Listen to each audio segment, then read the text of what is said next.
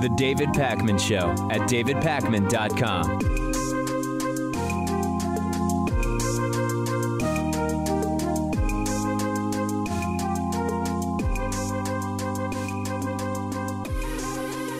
We have a major story today to lead with, and it sort of goes directly to possible crimes committed by President Donald Trump and his campaign, but it also goes to corporate media effectively falling hook, line, and sinker for what was clearly a calculated decision that was made. And this all relates to the sum of $130,000, which was paid to adult film actress Stormy Daniels by Trump's personal attorney, Michael Cohen. And to give you the 15-second reset on the story, Donald Trump allegedly had an affair with Stormy Daniels years ago.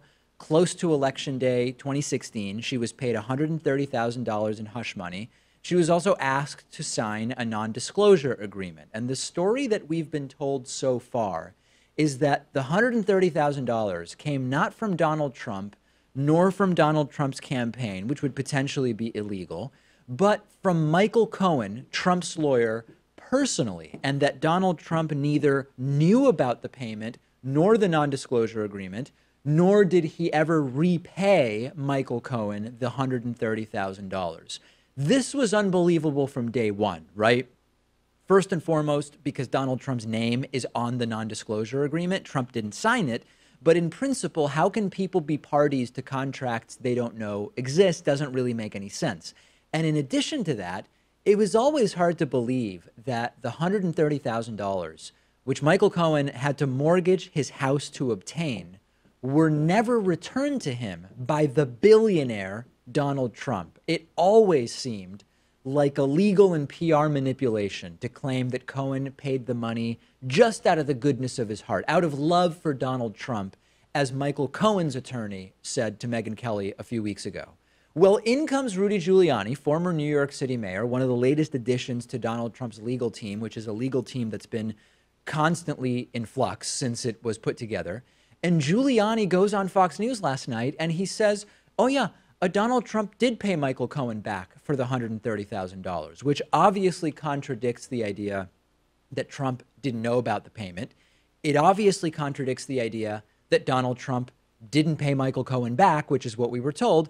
And hypothetically, it means that there could have been a crime, depending on whether the source of that money was Donald Trump personally or the Trump campaign.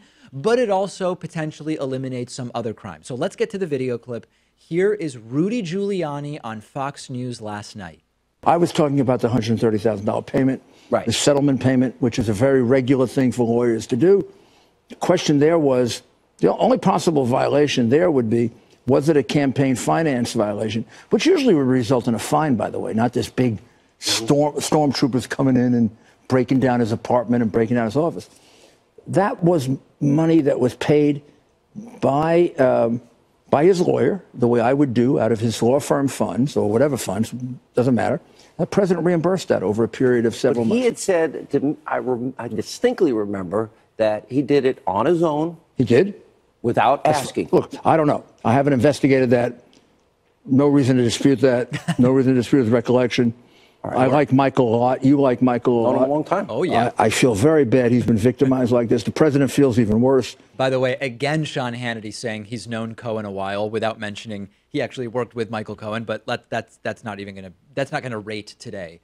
Rudy Giuliani, after this interview, told the New York Times that this isn't just something he's saying, but that he has documents which show that Donald Trump did make this payment. So the obvious question is, why admit this? All along, Trump claimed that he didn't pay him back, didn't know about it. Seems like an unforced error, right?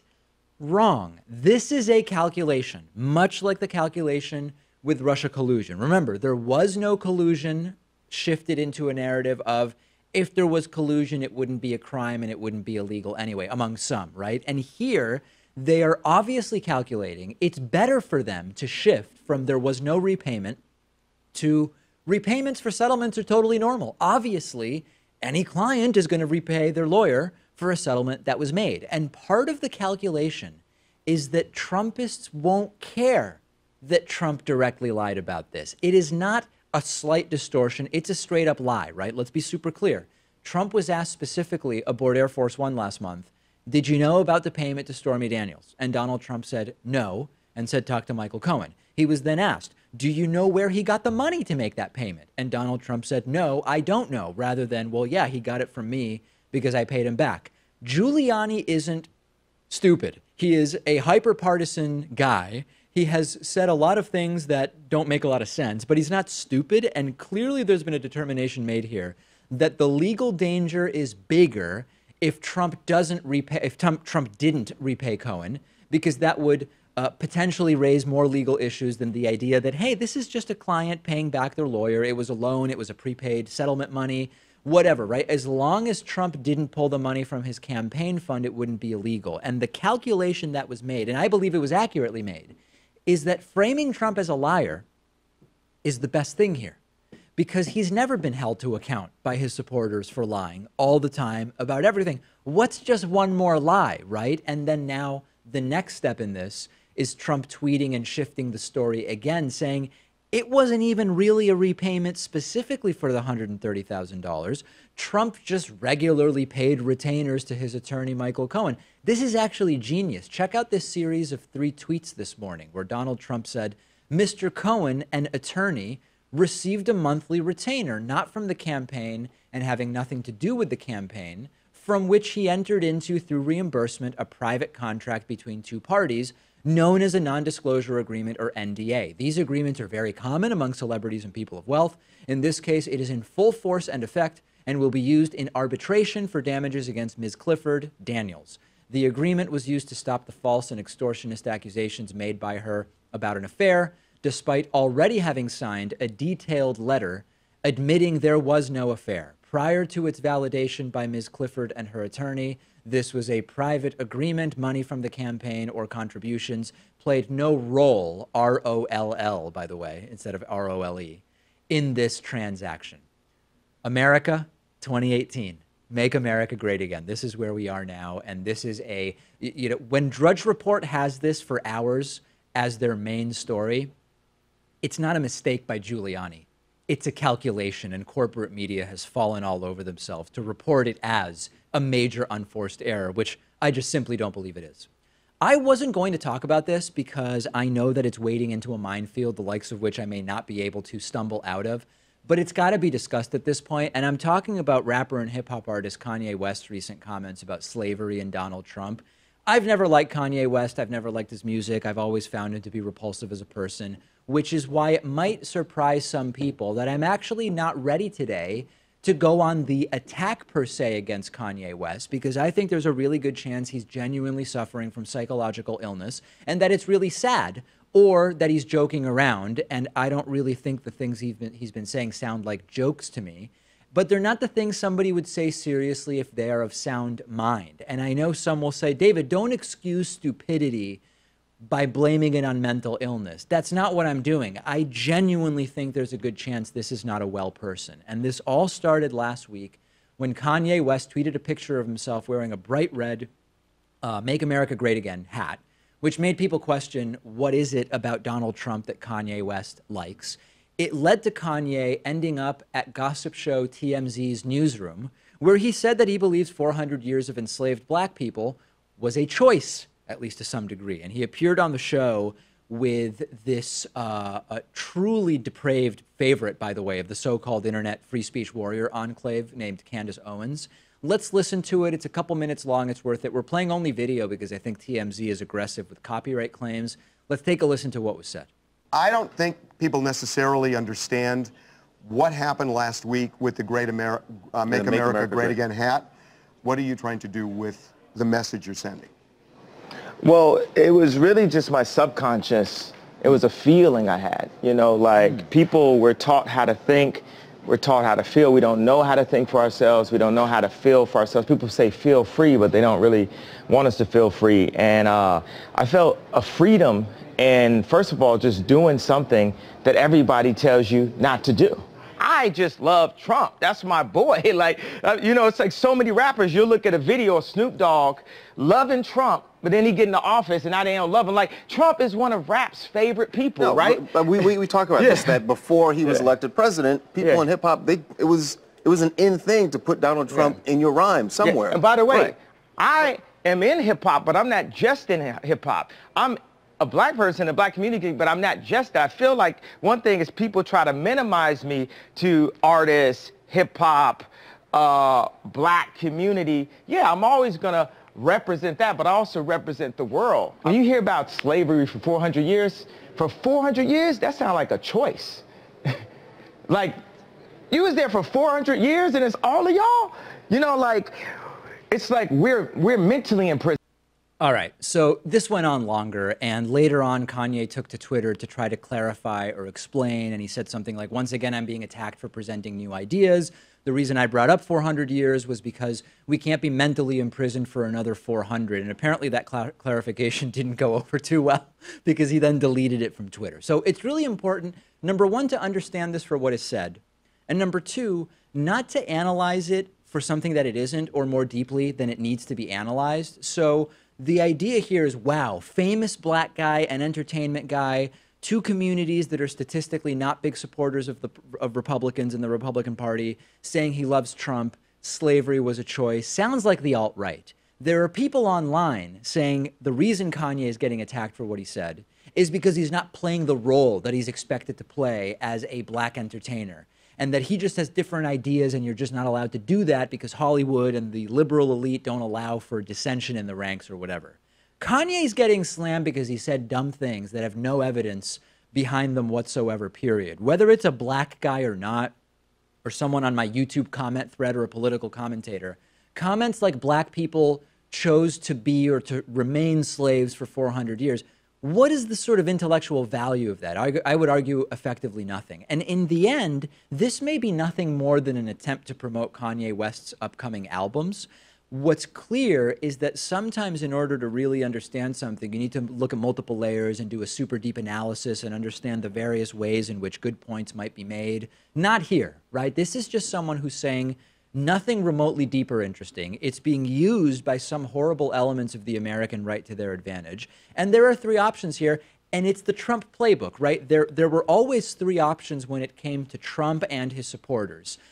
Outrageous, incompetent, or mentally ill. And I don't say any of these three in joking, right? Kanye West maybe is being salacious and incendiary merely for self-promotion, which is horrible.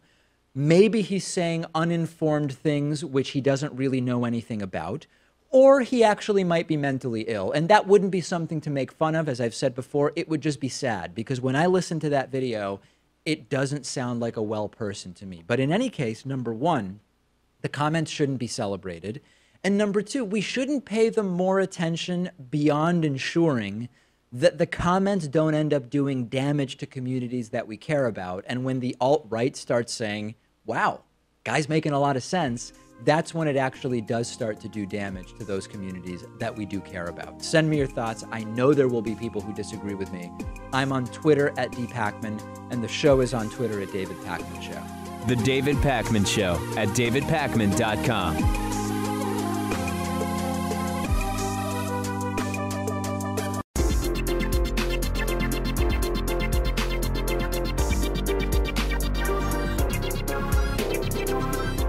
The David Pakman Show at davidpakman.com. Today's new member of the day is Christina Pacias. Christina, thank you so much for supporting independent media. Also want to say thank you to Nick Guarnieri, who has been with us for about 6 years, since May of 2012. Thanks to Christina, thanks to Nick. Members get the world-famous bonus show, as well as daily commercial-free audio and video streams of the show. You can sign up at joinpakman.com. Also, make a pledge of as little as $1 a month at patreon.com/David Pakman Show. We have surpassed the 6,000 subscriber mark on our subreddit, davidpakman.com/Reddit. Great place for people to discuss politics, make suggestions about the show. I was browsing the subreddit this morning and found some interesting discussions I wanted to mention to you, starting with a discussion about Donald Trump taking pride in not being politically correct and getting applauded for it, and Michelle Wolf being shamed for being effectively politically incorrect. Yeah, this is an interesting... We talked about this a little bit earlier in the week in our analysis, where we said that the idea that what she did stepped over some imaginary line, whether it be of free speech or of decorum or whatever, when supposedly this is the party of not adhering to political correctness standards, and this is the party where their leader, Donald Trump, said everything from Rosie O'Donnell is fat and ugly and Megyn Kelly was bleeding from her you-know-where. It just didn't pass the sniff test of double standards. So many people are hypocrites on this topic, too, be it free speech, political correctness. Whatever serve their end goals is what they'll advocate for. We've seen it time and again. Also from the David Pakman Show subreddit, in the 466 days since Donald Trump took his oath of office, Trump has made 3,001 false or misleading claims. The number could be 3,001 or 11. The right doesn't care at this point. And that was why I believe Rudy Giuliani made the calculated decision to say, no, Trump was lying. He did pay back Michael Cohen the $130,000 because what's one more lie in a list of 3,001? Trump isn't punished for his lies. No, David, the president always tells the truth unless he's joking, as Sean Spicer told us. Retrospectively, of course, it's always a joke if it seems to not match up with the facts. Another post says from our subreddit that it's a military.com article quoting Defense Secretary Jim Mattis, who says that American troops are going to be staying in Syria and Afghanistan for the long haul. This is funny not because it's funny to have troops in Syria and Afghanistan, but because there seems to be no connection whatsoever between Donald Trump's proclamations on Twitter and during press conferences and interviews and what the military is actually doing. This is yet again, remember when Donald Trump went on Twitter and announced the transgender military service ban, and then we learned when we asked the Pentagon, so like, you're going to do this thing? Oh, Jim Mattis is on vacation or he's like traveling. He didn't even know Trump was announcing this. There's not actually a plan to do it. And case in point, it's not actually being done.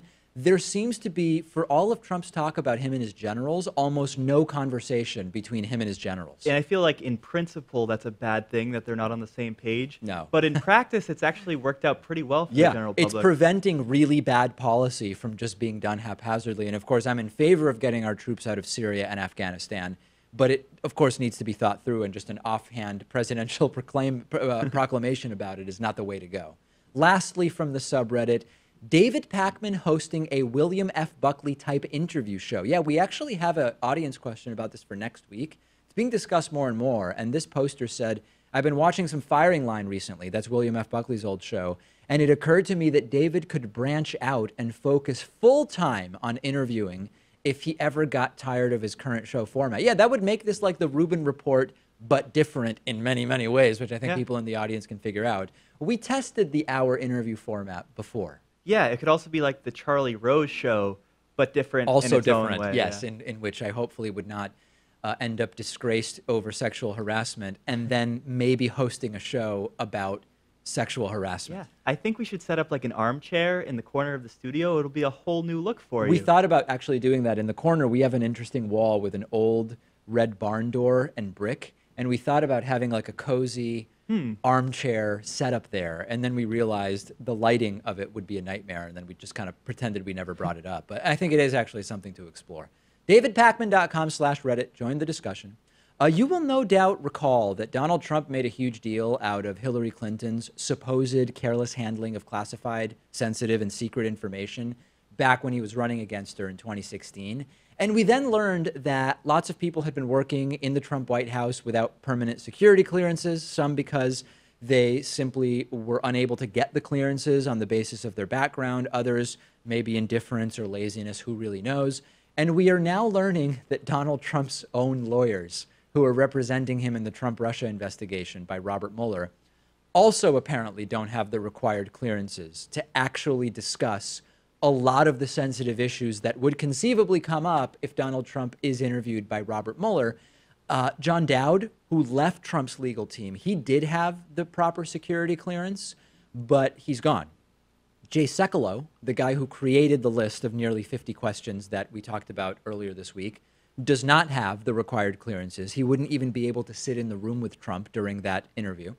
And apparently this is an issue for many people on Donald Trump's legal team, according to a number of sources familiar with what's going on. And the one guy on Trump's legal team, personal legal team, who does have the appropriate clearance is Ty Cobb. But we learned a few days ago that Ty Cobb is leaving by the end of the month. So This is ridiculous. And I know that in the era of hypernormalization where it's scandal after scandal, this is probably not going to rank super high, but we are very quickly heading towards a showdown on the limits of Robert Mueller's subpoena power over a sitting president.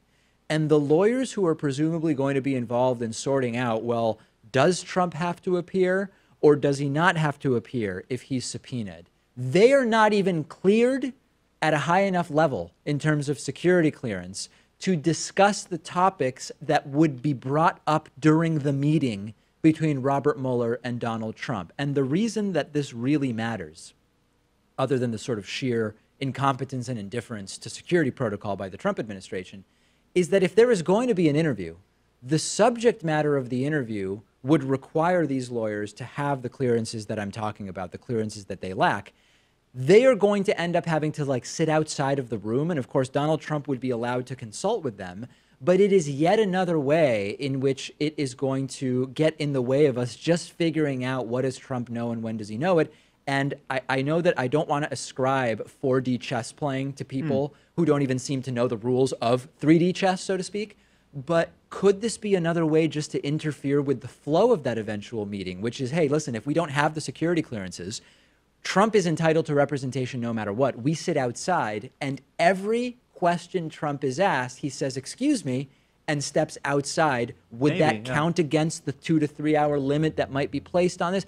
I don't know the answer, but I hesitate to say it's a genius move because they seem so incompetent. I wonder if they'll claim that this is all protected by attorney-client privilege, right? Which doesn't seem like it would apply. No. But remember, Don Jr. was supposed to testify before either the Senate or House committee of some sort, and he claimed that a phone call between him and his father was protected by attorney-client privilege because their lawyers were listening in on the conversation. Yeah. Certainly didn't apply then, wouldn't apply now, but they would make the case. Listen, lawyers were in Washington at the time of that. Washington, D.C. was filled with lawyers at the time that that took place. So therefore, they don't have to talk about that. It's actually fascinating. Assuming that this isn't some kind of 4D chess move, it's actually fascinating to watch the ways in which everybody surrounding Trump just lacks competence and how everything that was put on Hillary Clinton by Donald Trump appears to have been projection, right? And here we're talking about she mishandled sensitive information. In Trump's 15 months in office, 16 months now, I guess,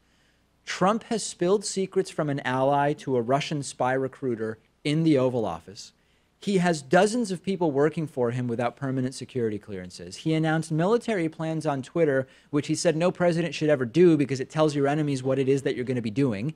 And he's been caught lying endless times, and now his own lawyers don't seem to have the appropriate security clearances. But it was Hillary who mishandled sensitive information. I know it's way too early to talk about 2020, but could a Democratic challenger use this against him, this double standard? No. Or would it just scrape off of him because he's Teflon Don? The double standards and lies are so ubiquitous that they seem to not be affecting him in any way. And by the way, I'm glad you mentioned Teflon Don. I think that Teflon Don refers to, what's the mobster Don? Oh, is there someone else with that name? Yeah, I'm now forgetting the mobster that was convicted. Don. Oh, okay. How am I forgetting this guy's know the guy's anyway, name. Apparently, Teflon Don originally referred to, I'm going to feel so stupid when someone writes in. I just thought of this based on a book I recently read. Don. Wow, I just feel like an idiot. I'm missing the name. It has to do with the idea that nothing sticks to him, right? Sticks and to everything him, just kind of and the rubs right off. charges would fall off of this mobster until he was eventually convicted. And I'm going to feel really dumb because I just cannot remember the guy's last name. Anyway, no, the Trumpists don't care. We shouldn't be waiting around expecting his supporters to say, wait a second, this guy's a liar. We can't support him. It's just not going to happen.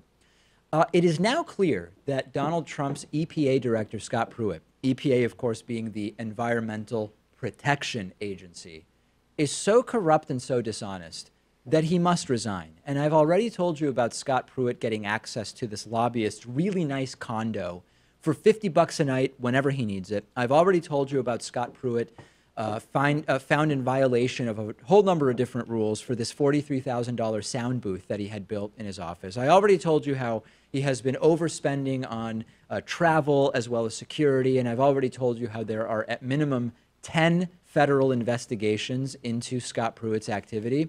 I've also told you, unrelated to any of this stuff, that he's terrible for the environment and that actually I would tolerate some corruption if I felt that Scott Pruitt was doing wonders for the environment, because I think that it's so important. I would allow a guy to maybe slightly personally enrich himself in a corrupt way if he's doing really great things for the environment, but he's not. He's not actually doing that. But it's now gone even further, and there's really nothing left for this pond scum to do but resign. The Washington Post is now reporting that last December, Scott Pruitt went on a trip to Morocco, which was arranged by a lobbyist who's a longtime friend of Pruitt's, that had received a $40,000 per month lobbying contract with the Moroccan government. And what the Washington Post learned in his reporting is that the trip cost over $100,000, more than twice the number that was previously reported. It appears that taxpayer money was used to pay for part of the lobbyist friend's travel expenses, which could potentially be illegal. Scott Pruitt is the EPA director. So the immediate question is, what the hell did this trip have to do with protecting the environment? Now, they are saying, the EPA is saying that this was a trip to hammer out a trade agreement and that Pruitt had just no idea that his longtime friend was working for and being paid by the Moroccan government.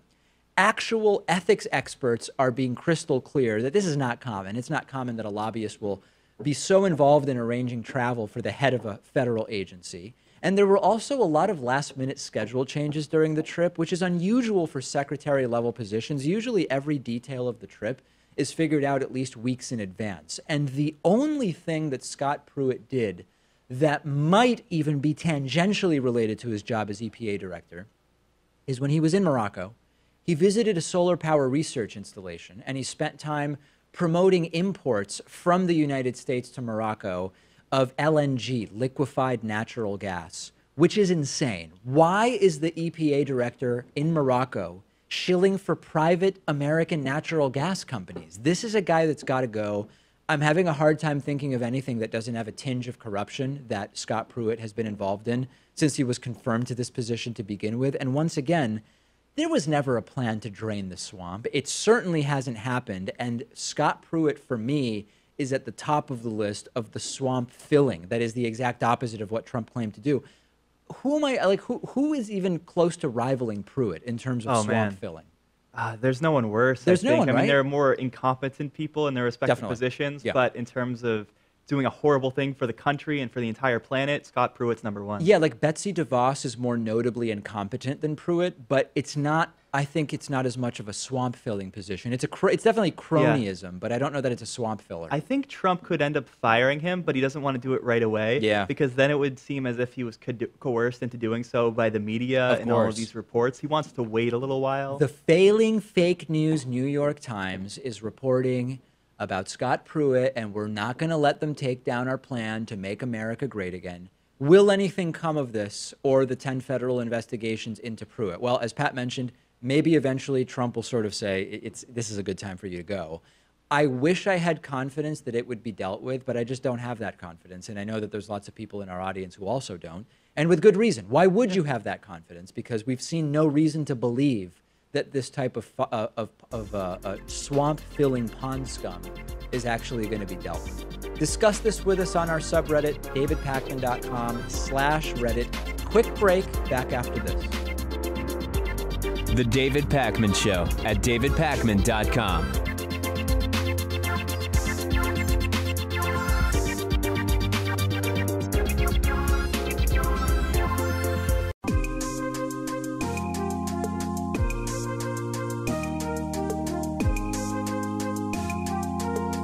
Welcome back to the David Pakman Show. We're continuing our conversation with Jason Murphy, who's an anti-poverty activist, assistant professor of philosophy at Elms College in Western Massachusetts, serves on the National Committee of the U.S. Basic Income Guarantee Network. He's also a media outreach organizer for the Basic Income Earth Network. So, Jason, next thing I want to talk about is something I've discussed on the program before, which is that we want to responsibly advocate for programs like universal basic income. And in being responsible, it's important to take into account that people like Mark Zuckerberg and Jeff Bezos of Amazon and Bill Gates and many, many tech billionaires really seem to like the idea of UBI. And that doesn't mean that they like it necessarily for motives of self-enrichment, but when there's something that a lot of tech billionaires like the idea of, it's good to think about why that is. So has that trend for you made you cautious about really thinking through how such a program would work? What do you make of the tech billionaires that seem to love it? Well, it's been interesting. So U.S. Basic Income Guarantee Network was getting together before Silicon Valley started talking about it in the way that we've seen quite a bit the last couple of years. So it's been a clash of cultures in some ways. Why are they backing it? I think it's important to note that the majority of Silicon Valley wealthy are not backing it. Right. We're hearing a lot from them, but the 1% are not rallying around basic income. We'd have it if they were. So why are some looking into it? Maybe it's because they want to look smart. Maybe it's because they actually do depend on a market. This is a way of expanding markets that they're good at tending to. So in the same way that Henry Ford needed higher waged workers to be able to sell cars, it's very likely that a basic income could create the kind of consumers that the figures you name, Zuckerberg, et cetera, might be able to sell to. Well, the Amazon one is, I think you're making a very good point with, because when you consider like 100 million people or something are Amazon Prime subscribers, which means that for the $100 a year, they get free 2-day shipping on whatever they want from Amazon. If all of a sudden you have an extra $8,000, $10,000 or $12,000 in your pocket, and those aren't $8,000, $10,000 or $12,000 that you need in order to merely eat or have a place to live, it does stand to reason that a significant portion of that might go into buying stuff on Amazon and getting it shipped for free in 2 days to your house, right? Oh, sure. The 1% can only buy so many, whatever it is we're doing on Amazon, which could be things like razors and, socks. And sure. So there is a point where the 90% really start to matter more to some of the figures we name. I think some of the actual proposals that are written down, there's some detail. We got to look at those because some of the ones coming out of Silicon Valley are really different from other ones coming out. So some of them are very libertarian in nature. They only want to dismantle current support. And then there's an idea that whatever money we save by dismantling, whether it's SSI, food stamps, et cetera, and just put it into a basic income, that would be a bad deal. That's overestimating the amount of support that's out there. And when you only need 4 to 5% of the GDP this is what the numbers look like, to guarantee $12,000 a year for everyone, it seems to me very silly to have to cut all this other support in order to fund it. But that's not what we're seeing with some of them. If I can, there's a few other things I want to touch on here, and we're starting to get a little bit tight on time. There are those who are suggesting something like a job guarantee program as an alternative to UBI, or more commonly, a negative income tax, which would be a progressive tax and thus only apply to individuals making, below a certain amount. And the idea is that the money would be better spent rather than just giving a set amount to everybody, even though that's bureaucratically simple, that the stimulative effect would be greater if the money was applied where it is most needed. Do you believe, number one, that these are interchangeable ideas? And number two, what do you think the negatives would be of looking at something like negative income tax versus a flat UBI? Well, I'm excited to see more people considering programs that guarantee everybody access to an asset. That includes the job guarantee, the idea that the government would see itself as an employer of last resort. And we're seeing people back that. So that's exciting. Negative income tax would get to people. It would be a guarantee. If suddenly I have no income, as long as I can get somewhere quickly, right? If I quit my job because it's horrible, right? My job is good, but if someone quits their job because of injustice in the workplace, I want them to not I want them to be able to live until they get the next job. So as long as that's not, to me, that's not bureaucracy. That's kind of one of the things I'm hopeful about basic income with. There's versions of negative income tax that would do that. Again, a lot of it has to do with the details. How many people, how high does the income have to be before it cuts off? If you're progressively funding a basic income, the 1% is going to be paying more in than they get out. So mathematically, it can be very similar to negative income tax. So again, I'll read the details. I like Andrew Yang's proposal. I like Chris Hughes's. I like. I would love to see a tax on pollution, traffic, financial transactions, things like that, so that we can tamp down things that are hurting us and help people that need it. I really want people to know they have it, that they have this income as an asset. To me, that's worth any other problems. But again, if you count the net costs, a lot of descriptions of how much basic income costs go with the total cost, the gross costs. The net costs, it's 3 to 4% needed to get everyone 12,000.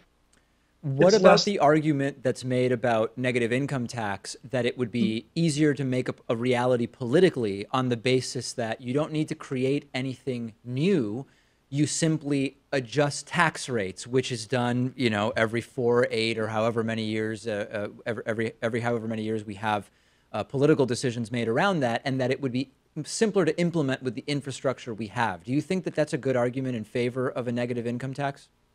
But a basic income has the similar infrastructure. It can be done just as well on the 1040 form. We just have the grant right there. You know, here's the amount you get, and then the 1040 form calculates what we charge in tax. It could be done through Social Security as well. We already have the infrastructure for basic income with both negative income tax and basic income and job guarantee.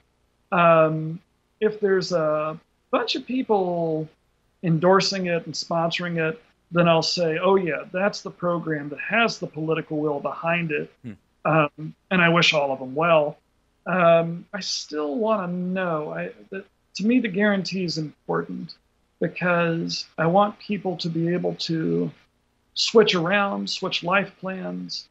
I want people to have this independence that basic income gives them, because I think we'll bargain better at work.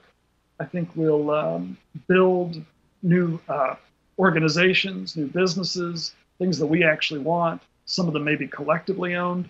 I think we're going to take options that are pretty exciting if we really know we have the income.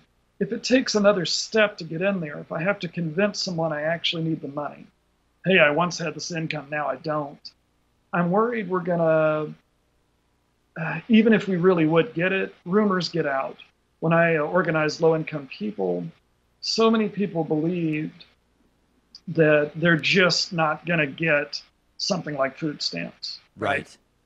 Even if they really would. And they all thought, oh, they're getting food stamps, but we're not. So there's something about these conditional programs that lose trust. And that's one reason why, for me, the simplicity of the dividend, citizens' dividend is another word for basic income. Another reason why I like that is people are actually going to see it, and they'll actually know it exists. No doubt. Jason Murphy, we are going to continue following developments in the world of universal basic income and all of these other ideas. Really appreciate you talking to me about it again. You were ahead of a whole lot of folks when you were covering this pretty early, and I really appreciate that, David. The David Pakman Show at davidpakman.com.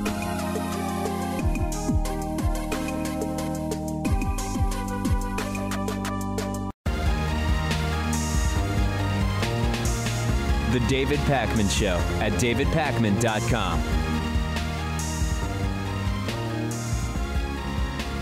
I've said it before, and I want to reiterate today. I have no interest in bad faith criticisms of Donald Trump. I think that his policy ideas, to the extent that he has policy ideas, are mostly terrible. But when I agree with him, if I agree with him, I will say it. And in the last few days, Donald Trump has put out a couple of policy, I wouldn't call them proposals, but basically just ideas or offhanded statements that I actually do agree with. And the two ideas are a national popular vote and term limits for members of Congress. Trump appeared on, obviously, Fox and Friends late last week. He said he supports a national popular vote, and he says that he supports it because it would make it easier to win. Now, there are other reasons to support it as well. Take a look. If you're watching, make sure to look at the doofy expressions on the faces of both Brian Kilmeade and Steve Doocy's faces during this interview. But really, the audio is what we're most interested in. By the way, they also like to always talk about electoral college. Well, it's an election based on the electoral college. I would rather have a popular election, but it's a totally different campaign. It's as though you're running, right. If you're a runner, you're practicing for the 100-yard dash as opposed to the 1 mile. The electoral college is different. I would rather have the popular vote because to me, it's much easier to win. It's a totally different set of goals. Right. Now, is Trump saying this in good faith? I actually think this is an attempt to cover his massive popular vote loss to Hillary Clinton, and I'll explain what I mean. We know that Trump lost the popular vote to Hillary Clinton hugely, right, by about 3 million votes. We also know that Trump has argued that what matters is how to win with the rules that we have, and that if the election were a popular vote election, he would have simply run a different type of campaign and won the popular vote. Now, I think that what he's saying now is an attempt to save face. Trump is saying we should have a popular vote in order to project confidence that even though he lost the popular vote, if we had a popular vote to determine the winner, he would have run a different campaign and he would have won. Now, there's no actual evidence of that per se.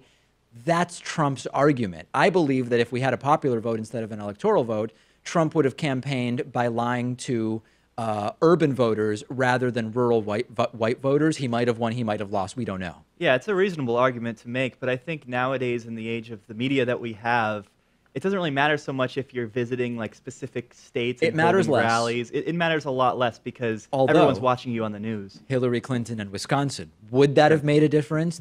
I think that there's some case to be made that it would have. But listen, I agree with Trump's position. I've advocated for a move to a popular vote system for a long time. Big picture, it's better for progressive candidates in a general sense. There are 2 elections in the last 5, I believe, where the Democratic Party won the popular vote and lost the electoral vote. So I do agree with the idea, although maybe for different reasons than Trump.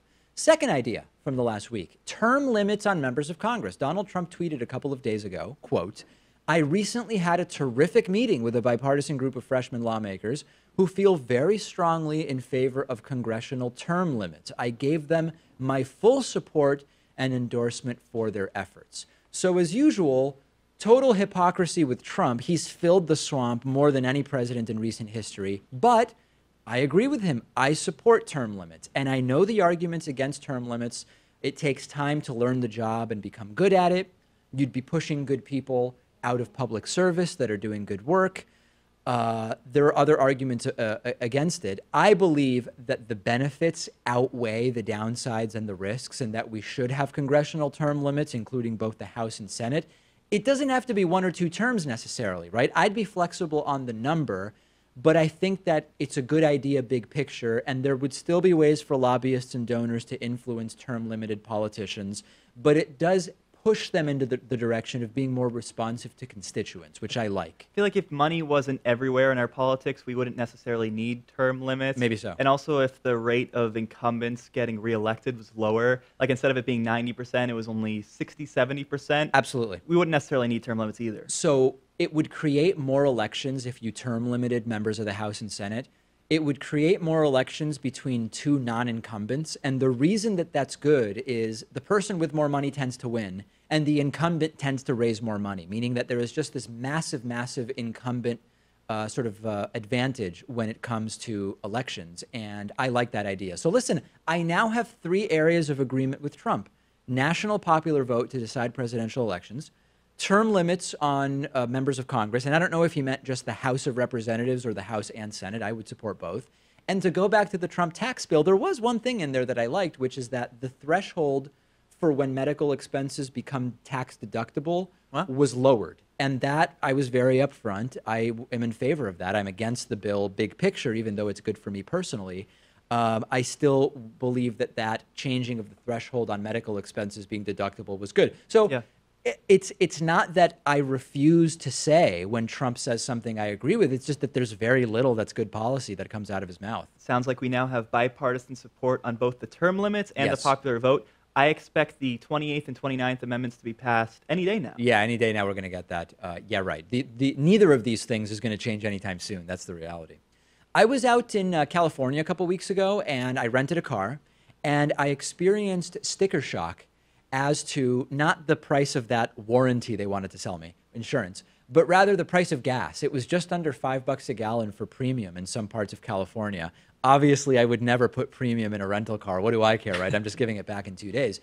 But then when I got back to Massachusetts, even though gas prices here are much lower, I noticed that they were up here as well. And indeed, gas prices have now hit a 3-year high. This often becomes an expensive time of year for gas prices, sort of the pre-summer period. The national retail average price for gas is $2.81 per gallon. Once again, highest price in 3 years. Now, gas prices cycle up and down all the time, but this is interesting because this is one of those political footballs, right? Gas prices are one of those things where if the price goes up and the guy you like is in the Oval Office, you say presidents don't influence gas prices. And if prices of gas go up and someone you don't like is in the Oval Office, you blame them for the high gas prices. Now, I would never do that, Pat. I've been consistent on this during the Bush era, during the Obama era, and I plan to continue in the Trump era, which is the reality that presidents have some indirect responsibility for gas prices, although they are more generally dictated by economic factors that they do relate to White House policy, but it's not a totally direct connection. And the reason that right now we're seeing gas prices go up is because of a number of different factors. Limited international production capacity. There's some question about political instability in the Middle East, where lots of the crude oil comes from that's used to make gasoline. The possibility of a conflict between Iran and Saudi Arabia, which Trump does actually have some connection to, is also a factor. And then seasonality is also a factor. And there's a couple of interesting things about gas prices in this conversation. Number one is that for most people, except people who drive for a living or have really long commutes, most people don't change their behavior because of a modest or even moderate change in gas prices. Like imagine someone who drives 1,000 miles a month, right? That's usually what you get on a normal lease, 12,000 miles a year. And your car gets the average gas mileage, 24 miles per gallon. I think 23.6 is the average for U.S. cars and light trucks. Call it 24. If you drive 1,000 miles a month, 24 miles per gallon, $2 a gallon gas, you spend $83 a month in gas. If gas prices go up 50%, from $2 a gallon to $3 a gallon, you're spending an extra $42 per month. It's not nothing, but for most people, your driving behavior isn't going to change over $42 a month, assuming the driving you're doing is necessary driving. Maybe if you're going to buy a new car, like if you were considering getting an SUV, you'll get a Prius instead, but that's about it. When you have higher gas prices, new car sales tend to go in the direction of more fuel-efficient cars, which arguably is good. I drive like 700 miles a month. My car gets like 30 miles per gallon. So when gas goes from $2 to $3, it's $24 a month for me. I only do necessary driving, so I'm not going to change my behavior. Where it really matters is products that are shipped by truck. And a ton of the stuff we buy, including our food, is shipped by truck. And that is an industry that is hugely sensitive to gas prices. So the impact of a gas price increase is that our goods can start to cost more. This is one of those things that's often not really discussed in the context of gas prices. So what I'm curious to hear from people in our audience is, have you changed your driving behavior because of these 3-year record high gas prices? If you have, let me know. If you haven't, also let me know. And I suspect, Pat, that other than the truckers who are in our audience, most people have not been affected by this change in prices. Not yet. Maybe if it goes up to $4 a gallon, they would be affected. I also worry that this could be a bellwether for a recession coming up. Obviously, you can't really ever predict the state of the economy going forward. Yeah. But I remember in 2007, which was like a year before the Great Recession started, gas went up to like well over 100, oil went up to like over $100 a barrel. Yes. And it looks like we may be heading in that direction now too. Although, I mean, to play devil's advocate, that was also as the mortgage crisis was exploding. So there were arguably other things going on that we would hope, at least to the extent that we know, aren't going on right now. Send me your thoughts about the gas price increase. We have a great bonus show for you today. We'll talk about Facebook ranking news organizations and much, much more. Get access to the bonus show by becoming a patron for $5 a month or by becoming a member at joinpacman.com.